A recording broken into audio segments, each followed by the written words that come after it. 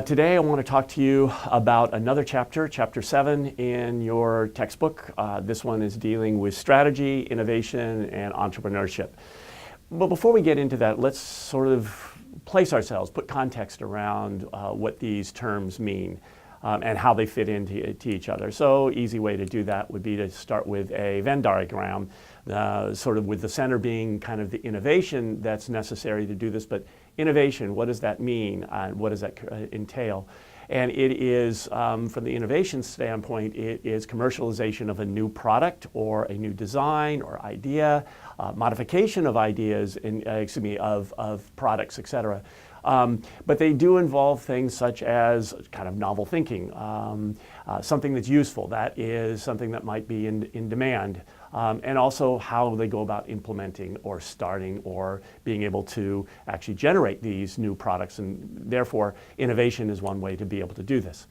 Another way to sort of look at it is that with innovation, oftentimes there is kind of this life cycle, and we call it industry life cycle. And probably many of you have seen this already, but just let's go over it because we are going to return to it and be able to sort of chat about what parts of it are good, when does innovation occur, and does innovation change from kind of product innovation to process innovation. So this whole notion about a product that's being introduced, oftentimes the types of demand that you have from it is what we call early adopters.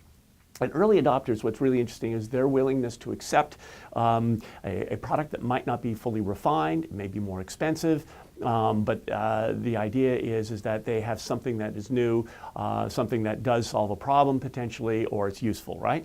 The biggest issue though is this jump between kind of these early adopters to kind of early growth and kind of early maturity and late kind of maturity and the ability to then create this demand that will jump this chasm. The chasm is really the difficult thing, is how do you take something that's innovative, make a product, and that finds traction that actually attracts buyers, and it actually grows. So this is the kind of the timeline that you can see in the way the market size. Market size will grow, and eventually there's this kind of maturity and decline, right? Another way to sort of look at it is when you invent a product, let's say, or a product is, comes together that's innovative and so forth.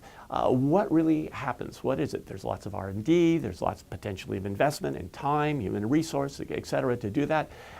They're more focused on the product itself. That is what's unique about the product, the innovation side of things. So we call that kind of the product innovation side of things.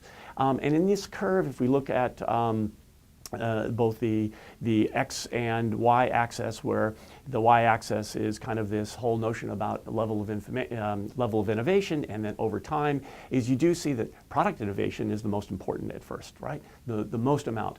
And then as a product is more refined, comes to market, and so forth, it takes on a more kind of process. Or it is how cheaply can you make it? Are there economies of scale and so forth? So there's a kind of another way to be able to look at the whole life cycle of a product, where you end up with much more process innovation over time than you do with necessarily product innovation, right? Okay, so this is just a matrix. You can certainly look at it more carefully. I don't want to go over every piece, but the idea is this kind of illustrates what the life cycle is of the various areas, the innovation side or the early adoption, the growth, the maturity, and actually the decline, typically, of that. I don't want to go into that. So what is strategic entrepreneurship? We've got entrepreneurship, and that's the definition that you can see up there on the screen. It's a process to undertake economic risk and innovation for products, ideas, designs, inventions, etc. The strategic side, though, is where there are actions that are taken, management tools, for instance, to be able to create a competitive advantage. So it's the kind of the marriage between what those, what the risks are of being able to innovate, being able to use then other ways and tools to be able to do this, right? Entrepreneurs are the ones that actually are the change agents, right? They're the ones that create the idea, the willingness to take on the risk. Obviously, there's possibility of failure. And here's some examples, obviously. Bezos at Amazon, certainly Steve Jobs was certainly one person to do this. The issue really is that Are your clients risk takers? Are they entrepreneurs? And how are they to do this? That's worth thinking about. Here's a matrix that from the book that talks about types of innovation, combining markets and technologies and so forth. So I'll go over each one of these things in following slides, but just give you a sense about this is that, you know, there's an existing market or there's a new market. And what does it mean when you have innovation with regard to an existing market and it's an existing market and an existing kind of innovation? It's incremental and so forth. You've got architectural, which means that you're going into new markets with the same types of competencies you have, applying those things. And you've got radical, which is a whole new market altogether that didn't even exist. And finally, you have disruptive innovation, which is oftentimes the one that you talk about most a lot in your classes, is that it's taking new competencies and putting those into a new market altogether, right? Okay. I'm just going to go over this incremental side of things. You can look at it more detailed.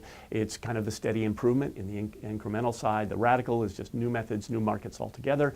The whole notion about, give you an idea, is in aviation. It's a classic one. We went from propeller planes to jet engines, right? Just completely changed the market altogether, and then Boeing being able to take that and actually go further with that. It's a pretty good one. Architectural, reconfigure known competencies and components, create new markets. Canon used that for creating friendly, or user-friendly copiers. And the use of kind of GPS handheld to consumer devices. We now have the ability to use that with smartphones and so forth, but it creates actually a new market, so forth. Disruptive then is one we hear a lot about. It's sort of an existing market with new technologies that kind of expand that market. Automobiles, for instance, digital photography, the market existed and it's expanding that, data storage, et cetera, on that part. So if we really are supposed to try to talk about what a firm is that what are some of the reasons that we establish firms might resist change and so forth? Well, that's very important because firms that have a corner on the market or a market niche, or for that matter, have a large part of that market, new innovation might actually be a threat to them. Kind of paradigmatic changes, if you will, from the Thomas Kuhn sense about what happens, is that there is resistance in the market until they actually adopt it or integrate that or buy it sometimes. But the fact is that it could be something that is resistant to existing businesses, so forth, until of course they acquire it potentially. Innovation oftentimes comes from the bottom up. This is just an example of the types of things of disruptive innovations that happen where over time and the level of kind of innovation and new products. Don't need to go into detail of this, but this is one example of kind of the trajectory that you have over time being able to do this. So here is a kind of an example of what happens with innovation, and a great one is the whole notion about the use of the web and internet as kind of a disruptive force. And what we talk about is the internet, e-commerce for instance, actually has the ability to do things that a box store or brick and mortar store has no capability or very little capability of doing. And what we look about this is kind of this long tail idea about capturing the market, is that you can have certain parts of the market is the typical stuff, the typical products that you're selling. 80% of those are from, are a very narrow niche of products that you have in a particular market. But the ability with e-commerce is that you can have you can capture lots and lots of products that don't sell that well, in particular at a physical store, but the ability to warehouse products and sell then small numbers of those things on the kind of the 80% side means that it's going to be one where you're going to actually capture a lot more value. So let's just take a look at what that means. Right, so if we see this kind of 80% of revenue comes from 20% of the sales, right? But at the other end then, it means that there's a whole bunch of area that is this kind of what we call a long tail. There's products that are there that are not purchased very often.